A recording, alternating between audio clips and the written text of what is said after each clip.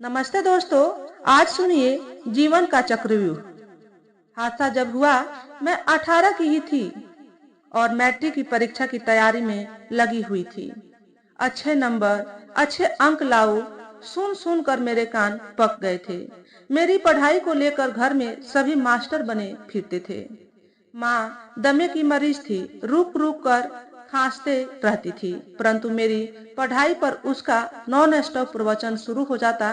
दोपहर को कहाँ चली गई थी तू? अपने कमरे में नहीं थी? शाम को माँ दिया बाती जलाते जलाते बोल उठी, ज्यादा घूमना फिरना तुम्हारा ठीक नहीं है।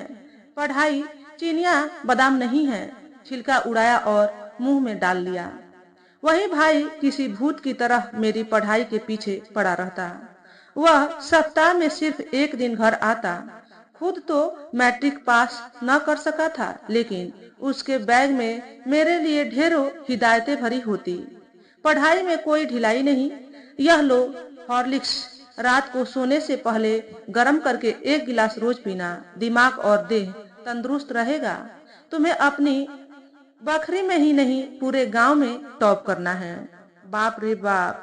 काम पर जाने के पहले दादा सप्ताह भर का डोज एक ही दिन में मेरे भेजे में ठूंस जाता था।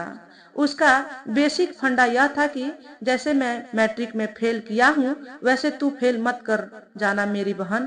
फेल शब्द से उसे सख्त चिढ़ थी। फेल के कारण ही उसे आज भी कार्यस्थल पर चेन खींचने पड़ते हैं। उसके ससुराल की जमीन को सीसीएल कंपनी ने अधिग्रहण किया था और जमीन के बदले में उसे चेनमैन की नौकरी दी गई थी।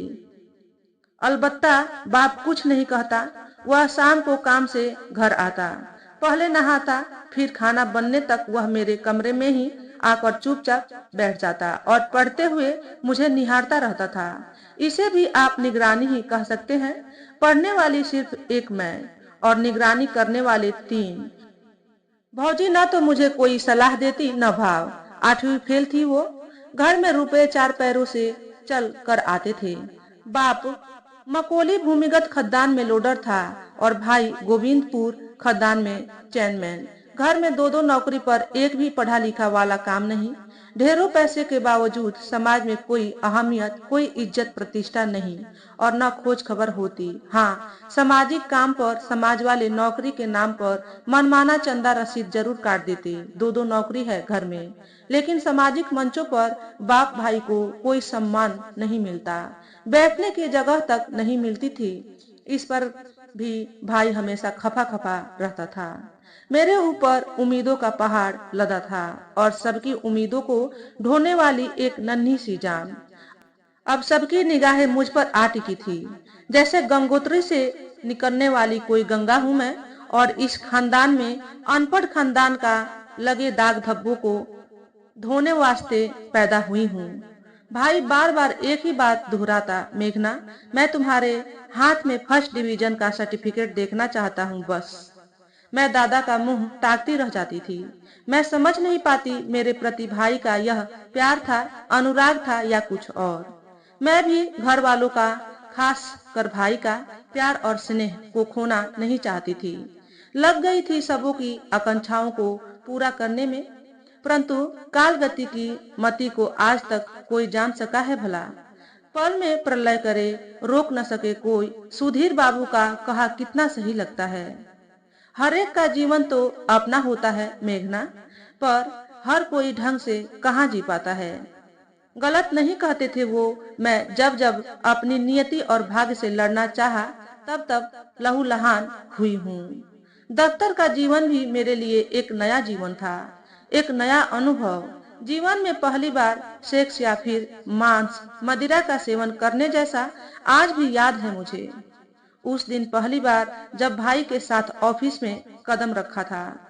10 साढ़े 10 का वक्त था और ऑफिस की अधिकांश कुर्सियां खाली और लवारिसों की भांति जिधर जिधर पड़ी हुई थी। दफ्तर की कार्य संस्कृति की यह सूरत देख मन खिन्न हो उठा था। छोड़ो ना, इससे तुम्हें क्या लेना देना है, भाई बोला था। चलो तुम्हें वहां ले चलता हूँ, जिनसे मिलकर तुम्हारी सोच बदल जाएगी। लगा था बाबुओं को कोढ़िया बीमारी ने पकड़ लिया था। या प्रबंधन का उन पर अंकुश नहीं रह गया था। सुधीर बाबू नाम ही काफी था। ऑफिस और कोलियरी में किसी परिचय का मोहताज नहीं। 30-32 की उम्र, भीड़ में रहते हुए भीड़ से अलग, सरल स्वभाव, आकर्षक चेहरा, मनमोहक मुस्कान, काम के प्रति पूरी तरह समर्पित। नो कामचोरी, नो बहानेबाजी, काम तो काम। नीचे मन में उठे कोलाहल ऊपर आकर शांत हो गया था। 2-3 मजदूर पहले से ही वहां मौजूद थे। तुम लोग जाओ, डरने की जरूरत नहीं, किसी को कुछ भी नहीं होगा। पीओ साहब से मैं बात कर लूंगा। थोड़ी देर बाद वे लोग चले गए। बैठो, उसने मुझसे कहा था। सकुचाते हुए मैं उसके सामने की कुर्सी पर बैठ गई थी। थर्मामीटर लेकर कोई मेरी धड़कनों को नापता, धार धार सुनाई पड़ता उसे, ऐसा मुझे महसूस हो रहा था। दादा, आज से मेघना आपकी देख रेख में, भाई ने जैसे उनके हवाले करते हुए कहा था। सुधीर बाबू ने मेरी ओर देखा। मैं नर्वस हो उठी थी, जाने अब क्या पूछ बैठे, और वही हुआ भी। मेरे साथ काम करना पसंद करोगी? उन्होंने अचानक मुझसे पूछ लिया। मेरे मुंह से जवाब न निकला। लगता है यहाँ की भीड़ भाड़ देखकर डर गई। ठीक है, दूसरी जगह ऑफिस में ही रखवा दूंगा। इससे पहले कि भाई कुछ बोले, मैं ही बोल उठी। नहीं नहीं, मैं यही काम करूंगी आपके साथ। गुड। मेरा ऑफिस 9 बजे खुल जाता है, ठीक। मैं उन्हें चोर नजरों से देखने लगी। वह भाई से कुछ कह रहे थे। भाग्य करवट बदल रहा था या किस्मत। लग रहा था जीवन की उदासी में रंग भरा जा रहा है। नए जीवन का उदय हो रहा था। 2 घंटे बाद ही मुझे ज्वाइनिंग लेटर मिल गई। सुधीर बाबू का सहायक बनकर काम करने का आदेश पत्र। पहले तो बड़ा अजीब लगा था, उनके टेबल पर लोगों की भीड़ देखकर। फिर जब पता चला सुधीर बाबू सिर्फ दफ्तर का बाबू ही नहीं, मजदूरों के युवा नेता भी थे। भीड़ तो रहेगी, मन आश्वस्त हुआ था। दोस्त बनना पसंद करोगी? भाई के सामने ही फिर से उसने पूछ लिया था। दोस्त का मतलब क्या होता है, फ्रेंडशिप क्या होती है, मुझे आज तक कुछ पता नहीं था। उनकी उम्र को लेकर भी थोड़ी झिझक थी। उसे भी भाई ने कहा, अरे दोस्ती में उम्र कोई मायने नहीं रखती। यह तुम्हारी खुशनसीबी है जो सुधीर बाबू जैसा दोस्त मिल रहा है। दोस्त बनकर मेरा जवाब था, मेरी नौकरी हादसे की उपज थी। उन्होंने जब यह जाना तो दुख प्रकट करते हुए कहा, कोई धूप में रहकर भी नहीं जलता है और कोई छांव में ही चमड़ी जला लेता है। मेघना, सुख दुख से जीवन अलग नहीं होता, यह हमें इसी जीवन में जीना पड़ता है। वह दफ्तर का आदमी था, मजदूर नेता था, परंतु कोई दार्शनिक नहीं था। फिर भी उनकी हर बात में एक दर्शन होता, एक लॉजिक होता था। जीवन अपने तरीके से जीने का लॉजिक। यही मुझे गांव की करेला काकी शांति मिली। शांति देवी से मिलकर विश्वास नहीं हो रहा था कि यह वही काकी है जो गांव में हर किसी से झगड़ने का बहाना ढूंढती फिरती थी। यह देख गांव वालों ने करेला काकी की उपाधि तक उसे दे डाली थी। देखकर यह भी नहीं लगा वह 3 बच्चों की माँ है। उसकी कसी हुई देह, सुडौल स्तन, आज भी 40 की काकी 24 की लग रही थी। सिंदूर छोड़ सब कुछ पहनती लगाती थी करेला काकी। गांव में ब्रा का नाम तक नहीं जानती थी, आज बिंदास उसे पहने हुए थी।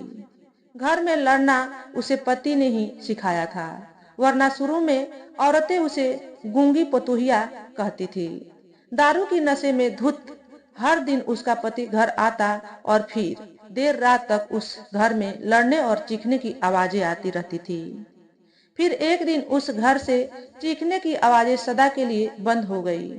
उस दिन उसके पति ने कुछ ज्यादा ही पी रखी थी। काम से गिरते पड़ते किसी तरह घर पहुंचा, आंगन में कदम रखा, पैर लड़खड़ाया और अगले ही पल आंगन में मवेशियों को पानी पीने वाले पत्थर के डोंगा से उसका सर जा टकराया। अस्पताल ले जाते वक्त रास्ते में दम तोड़ दिया, ब्रेन हेमरेज। कंपनी डॉक्टर ने कारण में लिखा था। घर की तरह ऑफिस भी एक परिवार ही होता है। पर यहाँ रोज रिश्ते बनते बिगड़ते हैं। कब कौन किसकी गाल सहला रहा है, कब कौन किसे चूम लेता है, समय भी जान नहीं पाता। आभासी दुनिया की तरह होता है ऑफिस का जीवन। संबंधों को बनते बिगड़ते देर नहीं लगती। ऑफिस की नौकरी में मेरा 3 माह भी नहीं हुआ था कि ऑफिस जीवन का रहस्य और रोमांच सामने आने लगा था। उस दिन मैं ऑफिस थोड़ी देर से पहुंची थी। घरेलू टेंशन से रात भर सर दुखता रहा। सुधीर बाबू पहले ही पहुंच चुके थे। मैंने जो ही ऑफिस में कदम रखा, कानों में एक नारी आवाज टकराई। कुंवारी छौड़ी देख मुंह से लार टपकने लगा। उसे अपने पास रखने की क्या जरूरत थी? यह शांति काकी थी।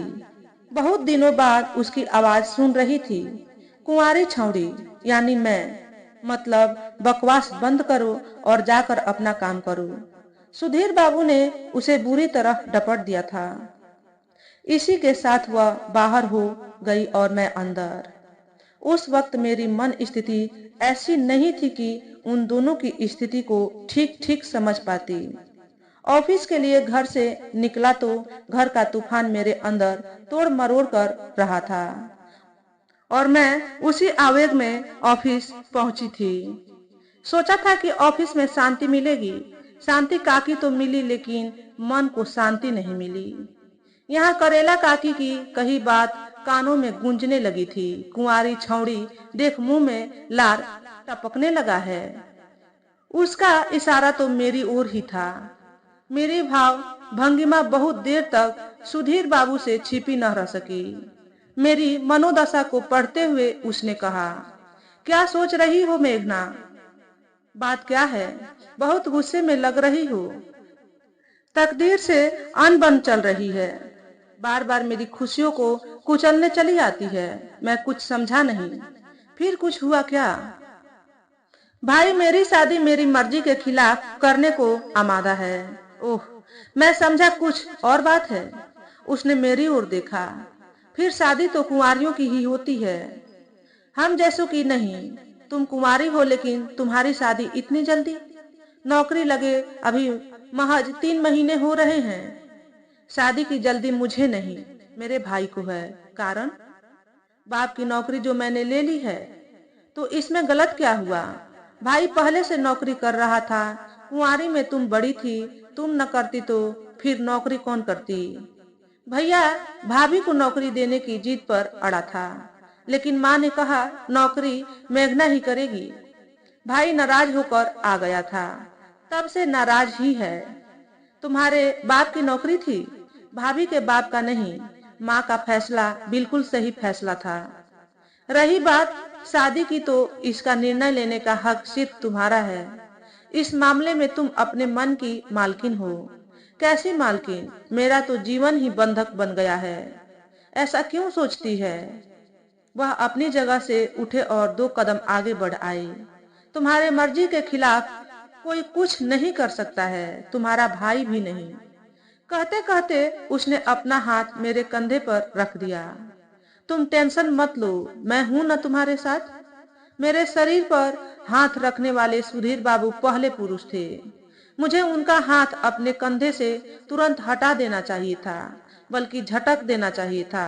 पर ऐसा न कर उल्टे उसके सीने से लिपट जी भर रोने का मेरा मन कर रहा था। उनकी आंखों में मुझे प्रेम का एक खुला आकाश नजर आ रहा था। सुधीर बाबू को बहुत कुछ पता नहीं था। मैं उसे बताना चाहती थी कि उसका भाई अब पहले वाला भाई नहीं रहा और न मैं उसकी लाडली बहन रही। नौकरी ने हम भाई बहन को प्रतिद्वंदी बना दिया था। सुधीर बाबू को मेरी बातों पर विश्वास नहीं हो रहा था। सुधीर बाबू ही क्यों, तीसरा कोई सुनता तो वो भी मेरी बातों में यकीन नहीं करता। कोई भाई अपनी सगी बहन के साथ ऐसा किया हो जैसा मेरे भाई सोहन ने किया था। संसार के किसी ग्रंथ में भी उसका जिक्र नहीं मिलता। सुधीर बाबू को यह भी कहाँ बोल पाई कि नौकरी के बहाने हमारे घर में पिछले 1 महीने से महाभारत मचा हुआ, जहां वह यानी मैं अभिमन्यु की तरह जीवन के चक्रव्यूह में फंस चुकी हूँ। बच कर निकलना चाहूं भी तो जीवन बचेगा कि नहीं, इसकी कोई गारंटी नहीं, और बच भी गई तो उसकी वजूद कायम रह पाएगी, इसका भी कुछ पता नहीं था। तो दोस्तों, आज के वीडियो में बस इतना ही। अगर आपको हमारे द्वारा बताई गई कहानी थोड़ी सी भी अच्छी लगी हो तो वीडियो को लाइक और शेयर करें। चैनल पर पहली बार आए हो तो चैनल को सब्सक्राइब करके बेल नोटिफिकेशन को ऑल पर सेट कर लें, ताकि आपको ऐसे ही अच्छे अच्छे वीडियो देखने को मिले। हमेशा खुश रहें, हमेशा स्वस्थ रहें। वीडियो देखने के लिए आपका बहुत बहुत धन्यवाद।